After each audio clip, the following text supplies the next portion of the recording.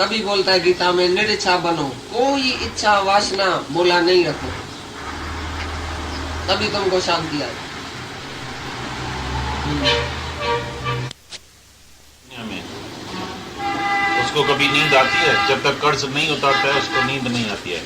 चाहे किससे भी पैसा ले, भाई से ले, बैंक से ले, दोस्त से ले, दुनिया से ले, तो उसको चिंता रहती है रात को, भाई इतना पैसा मेरे को देने का है। ऐसी तरह से ये भी एक किस्म का गुरु का तुम्हारे पर कर्जा है, भाई इतनी मेहनत लिया, गुरु को तो कुछ नहीं चाहिए, लेकिन इतना सारी दुनिया जो दुखी है, तो उसको ये दुख के लिए तुमने क्या किया? अपने तन मन धन का भेंट चढ़ाया?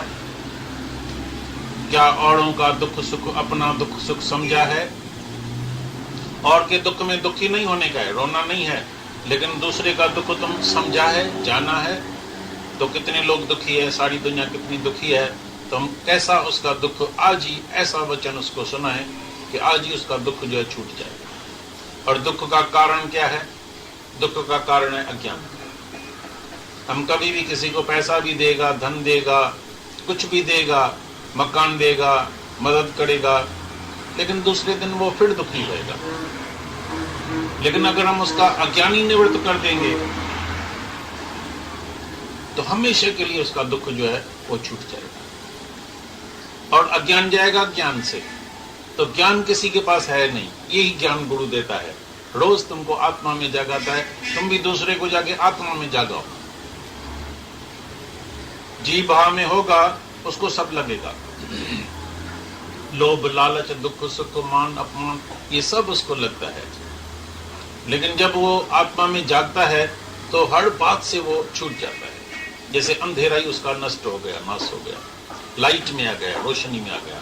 कभी कभी कोई बोलता है ना, मैंने जो है ना 1000 सूरज का सोझरा जो है अंदर देखा, मैंने लाइट देखी है। कौन सी लाइट देखी है? यही लाइट आत्मा की लाइट है, जो हमेशा जहाँ लाइट है वहां अंधेरा होता ही नहीं है। जो आत्मा में होता है वो कभी जीव भाव में नहीं आता है, शरीर में नहीं आता है, शरीर के किसी भी गुण को वो अपने में नहीं मानता है। वो समझता है प्रकृति से है, 5 तत्व से बना हुआ है, शरीर तो हमारी प्रकृति है, प्रकृति के नियम के अनुसार ऑटोमेटिकली चल रही है, लेकिन मैं इससे अलग हूं। शरीर को और आत्मा को गुरु रोज तुमको अलग कराता है। जुदाई करो। जैसे एक नारियल कच्चा होता है तो उसकी मलाई नारियल से चिपटी हुई होती है, लेकिन एक नारियल वही जब पक्का हो जाता है तो उसकी गोड़ा अलग हो जाता है, मलाई अलग हो जाती है, और उसकी जो ऊपर की खाल है वो अलग हो जाती है। माल अंदर है, ऊपर खाल है। शरीर के अंदर माल पड़ा है, भगवान अंदर है, ऊपर खाल है। केला अंदर है, माल अंदर है, छलका बाहर है। छलके को फेंको तो अंदर माल मिलेगा। शरीर को भी फेंको, इस छलके को ऊपर फेंको तो अंदर माल निकल आएगा। हिन देह अंदर एक देव रहे तो गुरमुख तैके गोले रहे। इस देह के अंदर एक देव रहता है, भगवान रहता है, लेकिन कौन उसको ढूंढता है? कौन ढूंढ सकता है? जो गुरु के मुख से जन्म लेता है। गुरुमुख उसको जो है ढूंढ लेता है, पहचान लेता है। तो अंदर जो है भगवान बैठा है, बैठ ये छलका है। लेकिन दुनिया के लोग किसको जाके प्यार करते हैं? छलके को, बैठ को, कपड़े को। अभी मेरे कपड़े से कोई आके प्रीति करता है, उसको कुछ प्राप्त होगा। अभी कोई मेरे से मिलने के लिए आता है, मेरा कपड़ा इधर रखा है, मेरा कपड़ा देख के चला जाता है, उसको कभी शांति मिलेगी? मुलाकात हुई नहीं। बोले जिसके लिए मैं आया था वो तो मेरे को मिला ही नहीं। ऐसी तरह से भगवान के कपड़े को तो सब प्यार करता है, बाहर से तो सब प्यार करता है, लेकिन भगवान से प्यार किया ही नहीं, भगवान मिला ही नहीं। तो जब तक भगवान से प्यार नहीं किया है, जब तक भगवान नहीं मिला, तो उसको अंदर में तिरपति भी नहीं आती है, शांति भी नहीं आती है, दरबदर होता है, अशांति अशांत होता है। तो शिष्य का तो यही धर्म है।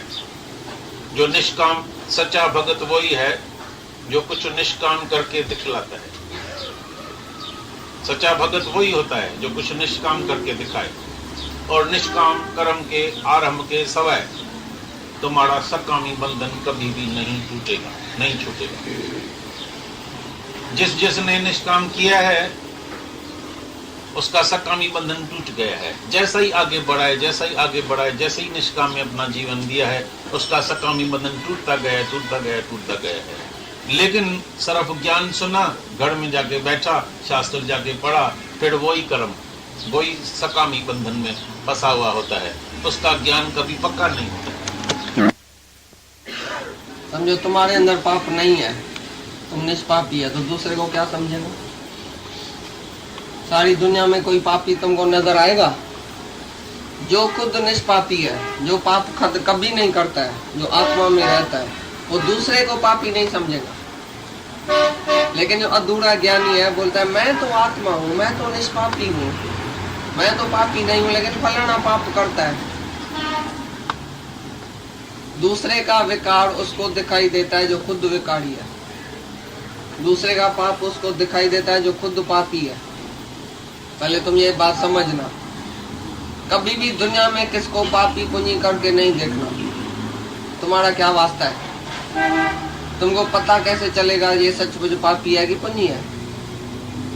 बाहर से तुम देखेगा वो पाप कर रहा है, लेकिन अंदर वो शायद निष्कामी हो गए। बाहर से तुम देखेगा भाई कि स्त्री एक पुरुष भाई अलग बैठा है, एक कमरे में बैठा है अकेला, तुमको क्या पता वो ब्रह्म ज्ञान दे रहा है उसको स्त्री पुरुष के पाप से और भी ऊपर कर रहा है, तुमको क्या पता? बाहर से तुमने क्या देखा, ये तो भाई पाप है, स्त्री पुरुष अकेला क्यों बैठा है? लेकिन वो गुरु है, वो भगवान है, उसको तारता है, उसको और ऊपर करता है, देह से, पापों से, विकारों से ऊपर कर रहा है, ज्ञान दे रहा है। तो तुम बाहर से क्या देखेगा? ऐसी तरह से तुम्हारी ये आंख जो है, चमकी आंख, वो पापी देखेगी। एक आदमी दूसरे किनारे पर बैठा था, खड़ा था, और दूसरे किनारे पर एक आदमी दूसरी औरत को नीचे ऊपर कर रहा था, ऐसा ऐसा दबा रहा था। तो उसने समझा ये पाप कर रहा है, एक औरत को पता नहीं क्या कर रहा है। बोला मैं जाके इस औरत को छुड़ाता हूँ, शायद ये बदमाश आदमी है, इस औरत को भगा के पता नहीं क्या करता है, मैं जाके उसको छुड़ाता हूँ। गया उस तरफ, बोला तुम कौन है, ये तुम क्या करता है, बदमाश है, इस औरत को किधर से लेके आया है, क्या करता है, इसको टच क्यों करता है? बोला ये मेरी माँ है, डूब गई थी समुद्र में, मैं उसको बचा के ऊपर निकाल के और उसका पानी निकाल रहा हूँ, कान से, नाक से, इधर से उधर से पानी निकाल रहा हूँ, समुद्र का पानी इसके अंदर आ गया है, बेहोश हो गई है, तो इसको मैं पानी निकाल के ठीक कर रहा हूँ। तो उसके पांव पड़ गया। बोला मैंने तो पिछाड़ी परले बाजू यही देखा, दूर से यही देखा कि तुम कुछ पाप कर रहा है, उसको तुमने बचाया है? बोला हाँ, और भी किसी को, कईयों को बचाया, क्योंकि नाव डूब गई, 25 आदमी था, उसको भी बचा के निकाला, मैं तारू था, और पीछे पिछाड़ी को माँ को भी निकाला है बाहर, और उसका भी पानी निकाल रहा हूँ सारे शरीर से। तो तुम्हारी आंख धोखा देती है, कभी निर्दोष के ऊपर दोष लगा देगी, कभी भी किसको पापी और पुण्य नहीं देखना। ये भी कर्म बनाएगा कभी न कभी, किसको रास्ते से देखेगा अकेला, 2 जना जा रहा है, पता नहीं इसका शायद लव है आपस में, और तुमको क्या पता वो अंदर में क्या है, कौन है, कैसी उसकी भावना है, कैसा उसका मन है, क्या है, तुम्हारा क्या जाता है दूसरे की बात में। दूसरा देखेगा, पापी और पुण्य देखेगा, अच्छा और बुरा देखेगा, विकार और शुद्धता देखेगा, तो तुम नरक में जाएगा। एक वैसा एक संत को देख रही थी, तो मरी तो भी संत के ही गुण में मरी, ये संत बड़ा अच्छा है, देखो ऐसा है, देखो ऐसा है, निर्विकारी है, और संत फिर वैसा को देख रहा था सामने सारा दिन, ये वैसा बड़ी खराब है, रंडी है, ऐसी है, इतना आदमी जाता है, पापी है, ऐसी है। लेकिन वैसा उसी संत के ख्याल में मरी, वो स्वर्ग में गई, और संत उस वैसा के ख्याल में मर गया, ये पापी है, ये पापी है, तो वो खुद पाप में चला गया। तुम दूसरे का विकार देखेगा, तुम्हारा दिल काला हो जाएगा। लेकिन जो निष्पापी है, निष्पापी माना आत्मा, वो सबको आत्मा करके देखता है, किसको भी पुण्य और पापी करके नहीं देखता है, किसका भी विकार गुण दोष नहीं देखता है, एक ही आत्मा देखता है। अगर वो विकारी होएगा या पापी होएगा तो उसको भगवान देखने वाला बैठा है ना, तुम क्यों देखता है किसको पापी? तो जो पाप के हस्ती से ही ना बड़ीवारता है, भाई दुनिया में पाप है ही नहीं। पाप माना पाप, जिसने आप आत्मा को बुलाया वो पापी है, जिसने परमात्मा को बुलाया है वो पापी है। तुम अगर भगवान को नहीं बुलाता है तो तुम निष्पापी है। तो जो निष्पापी है वो दूसरे को भी आत्मा करके देखता है, किसी के भी बात में नहीं जाता है। दी अदर इज हेल, दूसरा है नरक, दूसरा वो देखता भी नहीं है, दूसरे की बात में जाता भी नहीं है। तेरा की मेरा क्या वास्ता है दूसरी बात में, दूसरे के बात में। वो सुधरे नहीं सुधरे, अच्छा है बुरा है, अच्छा होएगा तो उसको इनाम मिलेगा भगवान से, बुरा है तो नरक में जाएगा। मेरा क्या वास्ता है जो मैं किसको बुरा और अच्छा समझू। सारे दिन में तुम एक का भी दोष देखता है, माना वो तुम्हारे में दोष है।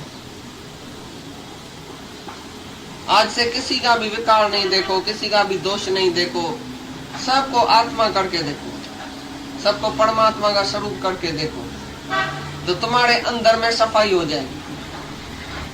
नहीं तो दूसरे का अवगुण तुम अंदर में सोचेगा, तुम्हारा मन भी खराब हो जाएगा। एक मिनट खाली दूसरे को खराब समझेगा तो तुम्हारा मन उसी टाइम खराब होता है कि नहीं? खुशी आती है?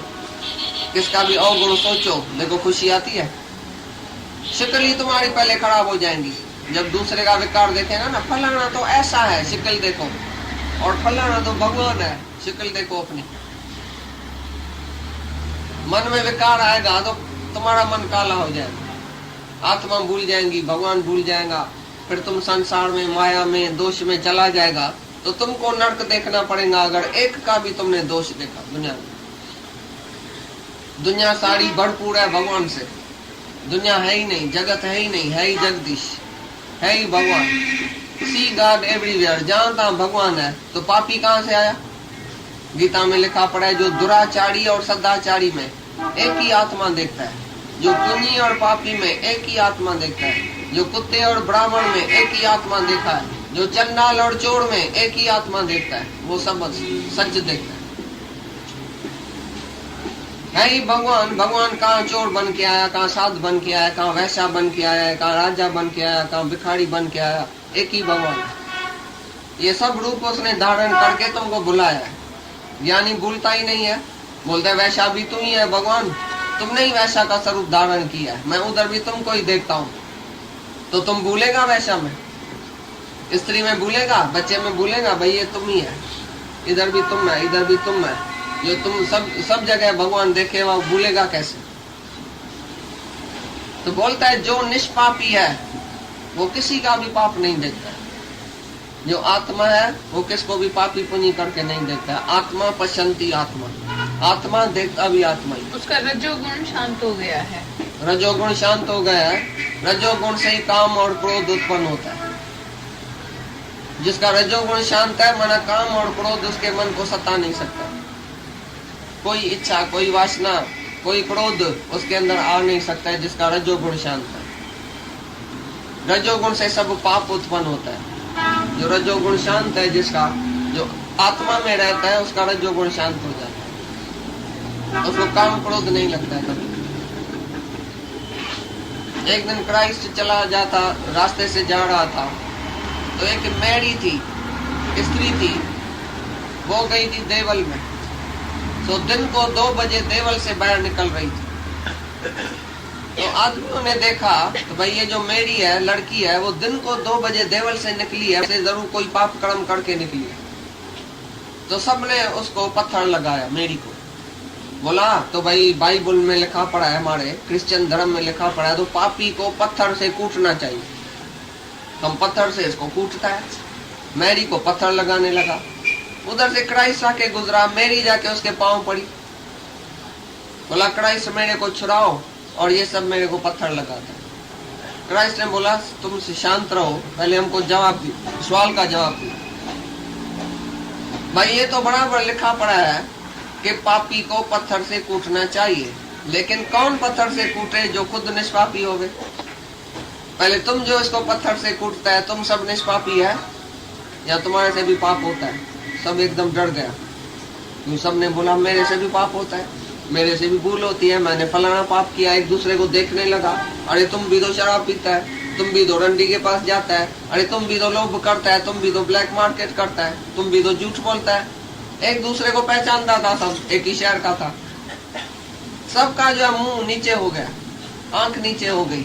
बोला मैं तो पापी हूँ भाई, सब पापी है। सबका हाथ ऐसा शांत हो गया। तो क्राइस्ट ने बोला अभी हम कोई अधिकार है तुम सबको पत्थर से कूटने का।